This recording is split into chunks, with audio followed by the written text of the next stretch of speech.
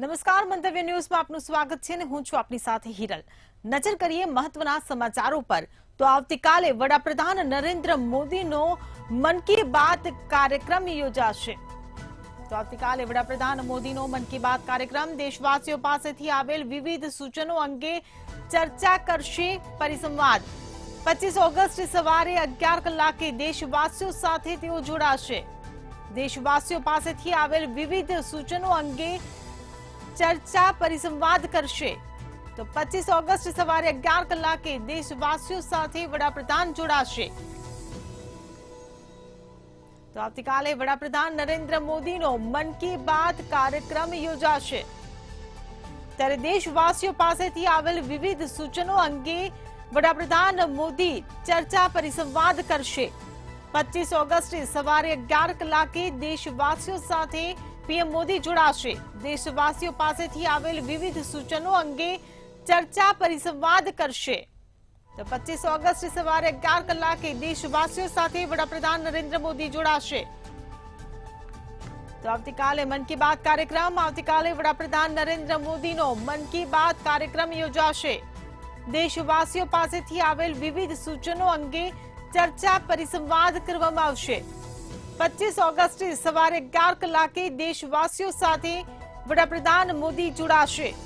देशवासियों पासेथी आवेल विविध सूचनो अंगे तेओ चर्चा परिसंवाद करशे।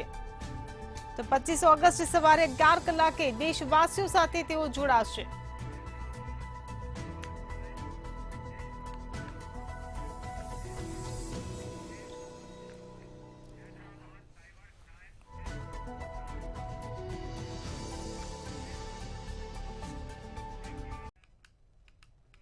गुजरात हाउसिंग बोर्ड गांधीनगर हस्तकना भावनगर शहरना 264 एलआईजी वर्धमान नगर और 156 एलआईजी आदर्श नगरનું રીડેવલપમેન્ટ રૂપિયા 31.73 કરોડના ખર્ચે કરાયું હતું।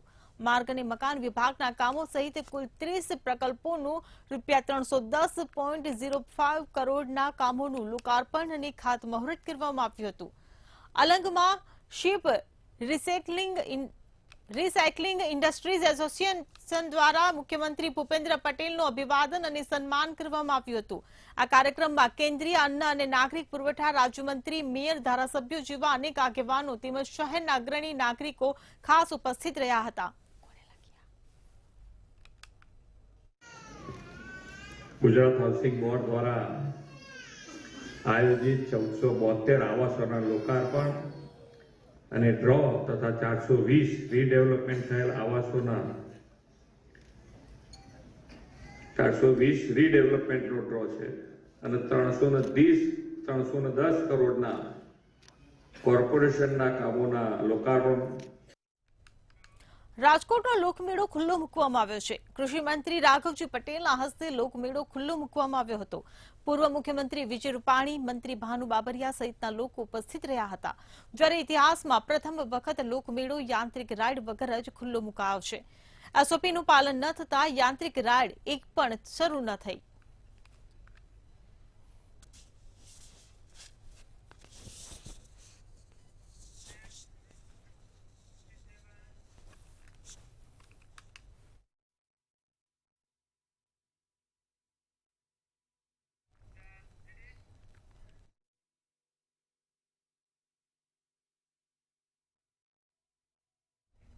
વડોદરામાં સીબીઆઈના ડુપ્લિકેટ લેટરથી મહિલા સાથે ઠગાઈ આચરવામાં આવી હતી। મુંબઈ ક્રાઇમ ઓફિસરના નામે મહિલાને ફોન કરીને તમારા મોકલેલા પાર્સલમાંથી ડ્રગ્સ મળ્યાની વાત કહી ધમકી આપી હતી તેમજ તેમને તાત્કાલિક મુંબઈ ક્રાઇમ ઓફિસ પહોંચવા માટે જણાવાયું હતું અને પોલીસે તમને પકડી જશે તેવી ધમકી આપી 1 લાખ રૂપિયા પડાવી લીધા હતા। ડુપ્લિકેટ ક્રાઇમ ઓફિસરે કરી ઠગાઈ गुजरात माटे चौंकावनारो किस्सो छे अने खास करीने महिलाओ थई जजो सावधान।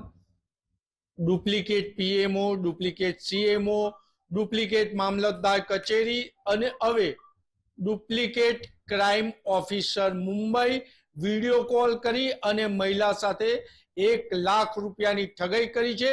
सतत 4 कलाक सुधीने महिलानी साथे मोबाइल पर बात करी અને 1 લાખ રૂપિયા ઠગી લીધા છે. આપણી સાથે ઠગાઈનો ભોગ બનનાર રીના ઠેકાને છે. આપણે એમની સીધી રીતના વાત કરીશું.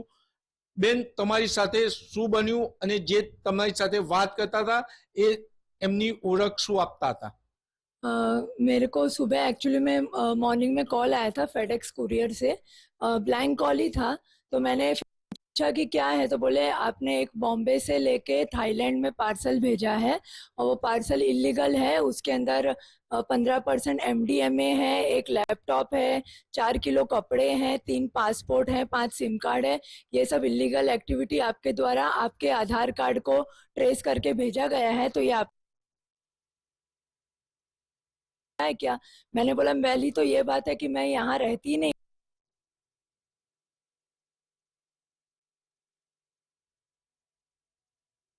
में, मैं तो गुजरात में रहती हूँ और ये जो इंसिडेंट हुआ है इसका मुझे कुछ भी जरा भी पता नहीं है। फिर उन्होंने ऐसा बोला कि आप अभी तुरंत का तुरंत बॉम्बे के CBI ऑफिस में पहुंचिए। मैं बोली वो मेरे से पॉसिबल नहीं, क्योंकि मैं गुजरात में रहती हूँ और मैं जा नहीं सकती। तो उसने बोला कोई बात नहीं, मैं आपका कॉल क्राइम ब्रांच को फॉरवर्ड करता हूँ, आप उनसे बात करिए और डिटेल में उनको बताइए। फिर ये क्राइम ब्रांच का मुझे एक नंबर आ रहा था, वो कॉल उन्होंने थोड़ी थोड़ी देर में म्यूट कर दे रहे थे, कंटिन्यूस वो कॉल कर रहे थे। मेरे हस्बैंड थे नहीं, वो गांधीनगर गए थे और बच्चे भी स्कूल गए थे। तो मुझे बोला गया कि आपके द्वारा ऐसा सब स्कैम हुआ है और अभी आपको कोई भी अरेस्ट करने आ सकता है तुरंत। એટલે આ રીના ઠેકાને હતા જેમની સાથે 1 લાખ રૂપિયાનું ફ્રોડ થયું છે. CBI નો લેટર પણ મોકલ્યો અને ક્રાઇમ બ્રાન્ચ મુંબઈના અધિકારીના વેશમાં ગઠિયાએ વાત પણ કરી છે. મહિલાઓ માટે શીખવા અને ચોંકાવનારી બાબત છે કે આપે ખોટું ના કર્યું હોય તો ગમે તેવી ધમકી મળે, આપ સીધા પોલીસનો સંપર્ક કરો. કોલકાતામાં યુવતી પર થયેલા દુષ્કર્મ અને હત્યાના કેસ બાબતે સમગ્ર ભારતમાં જન આક્રોશ વધી રહ્યો છે.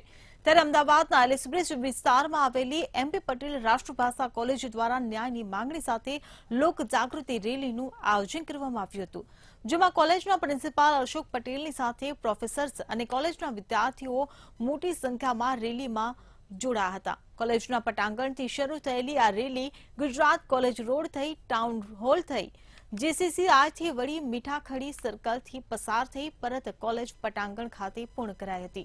કોલેજ દ્વારા આયોજિત આ રેલીનો મુખ્ય હેતુ મહિલાઓની સુરક્ષાની માંગ અને લોક જાગૃતિ સાથે સરકારને સુરક્ષા બાબતે વધુ સજ્જડ વ્યવસ્થા કરવાનો હતો.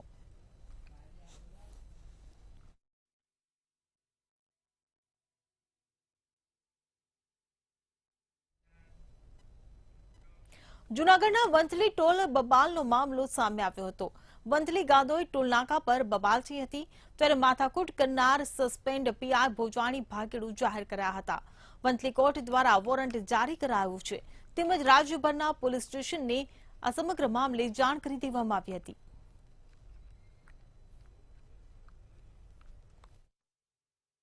ગઈ તારીખ 30/6/2024 રોજ ગાદોઈ ટોલનાકા ખાતે જે પોલીસ અધિકારી આર્ય ભોજાણી અને તેમની સાથેના પોલીસ વિરુદ્ધ ટોલનાકાના કર્મચારી રાજેશભાઈ ફરિયાદ આપેલી, જે અનુસંધાને વંથલી પોલીસ સ્ટેશન ખાતે 307 તથા રાઉટિંગ વગેરે મુજબનો આક્ષેપ મુજબનો ગુનો દાખલ થયેલો. જે અનુસંધાને તપાસ હાથ ધરેલી, જેમાં હાલમાં તેઓ બંને વિરુદ્ધ નામદાર કોર્ટમાં રજૂઆત કરી અને તેના નાસ્તા ભરતા જાહેર કરવા માટે 70નું વોરંટ મેળવેલું છે. આગળની તપાસને હાથ ધરેલી છે. સુરત ખાતે જીતુ નેશનલ યુથ કોન્ક્લેવનું આયોજન કરવામાં આવ્યું છે. 3 દિવસ સુધી ચાલનારા આ કોન્ક્લેવમાં રાજ્ય ગૃહમંત્રી હર્ષ સંઘવીએ ઉપસ્થિતિ આપી હતી. કોન્ક્લેવને ખુલ્લો મૂક્યો હતો. કોન્ક્લેવમાં નવીનતાઓ, ઉત્પાદનો અને સેવાઓ પ્રદર્શિત કરતા કુલ 200થી પણ વધુ સ્ટોલ્સ છે. બિઝનેસ લીડર્સ સાથે ઇન્ટરેક્ટિવ સત્રોનું પણ અહીં આયોજન કરવામાં આવ્યું છે. આ કોન્ક્લેવનો મુખ્ય હેતુ યુવાનોની આગેવાની હેઠળ સ્ટાર્ટઅપ્સ, ઈ-કોમર્સ વ્યવસાયને પ્રોત્સાહન આપવાનો છે. કોન્ક્લેવમાં ઉદ્યોગ જગતના અગ્રણીઓ, રોકાણકારો તેમજ પ્રોફેશનલ્સ પણ હાજર રહ્યા હતા.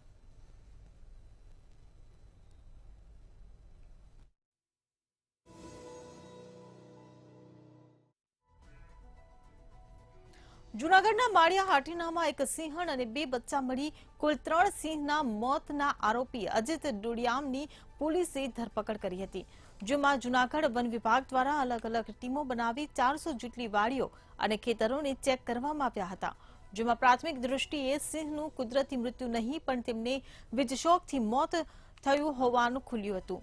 આરોપીએ વીજ શોકથી સિંહના મોત બાદ ટ્રેક્ટરમાં રાખી નદીના કાંઠા પર ફેંકી દીધા હતા। 17 अगस्त को अगेन जो हमारे जो आरोपी है हमने उसका जो घर है उसको पूरी अच्छी तरीके से स्कैन किया। उसमें चाहे जो भी उनके एग्रीकल्चर इक्विपमेंट्स थे, टारपोलिन वगैरह थी या घर में और भी कुछ चीज़ें ऐसी थी जहाँ से हमको कुछ एविडेंसेस मिले, जो कि हमने फॉरेंसिक टीम जो है जूनागढ़ की उनकी उपस्थिति में वो एविडेंसेस जो थे वो कलेक्ट किए।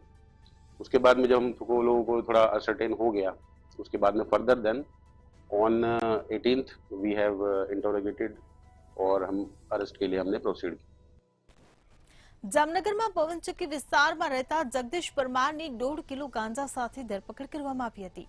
આ પૂછપરછ કરતા આરોપીએ કબૂલ્યું હતું કે બનાસકાંઠાના રાકેશ અગ્રવાલ પાસેથી ગાંજો ખરીદ્યો હતો। એસઓજી પોલીસે કાર્યવાહી કરી આરોપીને કોર્ટ સમક્ષ રજૂ કરી રિમાન્ડ મેળવવા તજવીજ હાથ ધરી છે।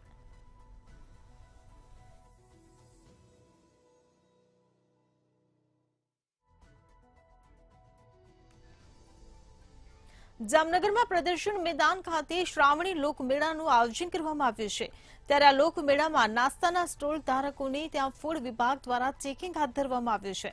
ત્યારે પાણીપુરી, ભેલ, રગડો, આઈસગોલા, પાઉંભાજી, ઢોસા આ તમામ ચીજ વસ્તુઓનું ચેકિંગ હાથ ધરવામાં આવ્યું છે। ત્યારે ખાસ કરીને ખાદ્ય પદાર્થના નામે ભેળસેળ અને કલરયુક્ત ખાદ્ય પદાર્થ લોકોને પીરસીને લોકોના આરોગ્ય સાથે ચેડા કરવામાં ન આવે તેવા હેતુથી ફૂડ વિભાગ દ્વારા આ સખત કાર્યવાહી કરવામાં આવી છે। જામનગર મહાનગરપાલિકા સંચાલિત શ્રાવણી લોકમેળામાં આ ગઈકાલથી જ મેળો સ્ટાર્ટ થઈ ગયો છે અને મેળામાં શુદ્ધ અને સાત્વિક ખોરાક મળે, લોકોને ભેળસેળયુક્ત ખોરાકમાંથી મુક્તિ મળે અને પબ્લિકને મેળાનો આનંદ જળવાઈ રહે એ માટે ફૂડ શાખાની ટીમ દ્વારા સતત મેળામાં તપાસ કરી વાસી અખાદ્ય કોઈ પણ ખાદ્ય પદાર્થ ન મળે એની તકેદારી રાખવામાં આવશે। ત્યાં કોલેરાના કેસ દરમિયાન અમારા મેડિકલ સ્ટાફ અને એ લોકો દ્વારા સઘન ઘરે ઘરે જઈને તપાસ કરી ક્લોરીન ટેબ્લેટ મેડિસિનનું વિતરણ કરવામાં આવેલ હતું, તેમજ શહેરમાં ગોલા, ગુલ્ફી અને બરફ, પાણીપુરી, શરબત વગેરે ખાદ્ય પદાર્થોનો પ્રતિબંધ કરવામાં આવેલો હતો, જે અત્યારે કેસની સંખ્યા ખૂબ જ ઘટી જતા આ પ્રતિબંધ અત્યારે છે ને મુક્ત કરવામાં આવેલ છે। ગાંધીનગરના કલોલ જાસપુર કેનાલમાં યુવકની આત્મહત્યા મામલે લોકોએ ગાંધીનગર એસપી કચેરી આવી હલ્લાબોલ મચાવ્યો હતો। ચાંદખેડાના યુવાને મોતની છલાંગ લગાવતા પહેલા વાયરલ વિડીયો બનાવી મહિલા અને આરોપીઓની ધરપકડ કરી ન્યાયની માંગ કરી હતી, પરંતુ 9 દિવસ હોવા છતાં આરોપીઓની ધરપકડ કરવામાં ન આવતા 150 થી વધારે લોકોએ હલ્લાબોલ કર્યો હતો। શિક્ષકા દ્વારા મૃતક વિપુલ કુમાર સેનમાને ઢોર માર મારી માફી પત્રક લખાવ્યું હતું, તેથી પૂર્વ સરપંચ દિનેશ પ્રજાપતિ અને શિક્ષિકા હિરલ પટેલની ધરપકડ કરી કડક કાર્યવાહી થાય તેવી માંગ કરવામાં આવી હતી।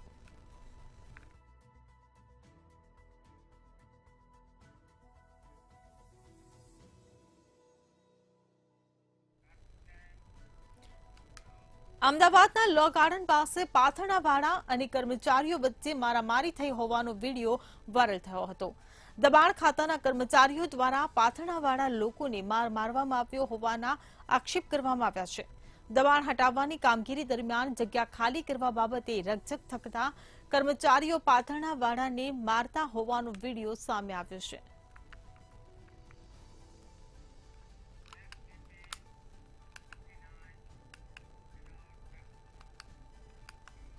અમદાવાદના બાવળાના શિયાળ ગામે સોમેશ્વર મહાદેવ મંદિરના સાનિધ્યમાં લોકમેળો યોજાયો હતો। મંદિરમાં વહેલી સવારથી જ લોકોએ ફુલહાર ધજા ચડાવી પ્રાર્થના અર્ચના કરી હતી, ત્યારે યોજાયેલા મેળામાં 10 થી વધુ ગામના લોકો ઉમટી પડ્યા હતા। સવારથી મેઘરાજા એન્ટ્રીના લીધે લોકોએ મેળામાં ભીંજાવાની મજા માણી હતી। પછી હર વર્ષની જેમ આ વર્ષે પણ શિયાળ નાગપંચમીનો મેળો ભરાણો છે. આ વખતે વરસાદના હિસાબે કોઈ પણ જાતની ખરાબી નથી.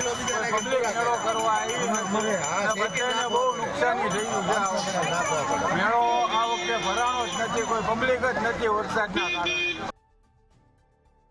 જૂનાગઢના વંથલી ટોલ બબાલનો મામલો સામે આવ્યો હતો. વંથલી ગાદોઈ ટોલ નાકા પર બબાલ થઈ હતી ત્યારે માથાકૂટ કરનાર સસ્પેન્ડ પીઆર બોજાની ભાગેડુ જાહેર કરાયા હતા. વંથલી કોર્ટ દ્વારા વોરંટ જારી કરાયું છે તેમજ રાજુબરના પોલીસ સ્ટેશનની જાણ કરવામાં આવી હતી.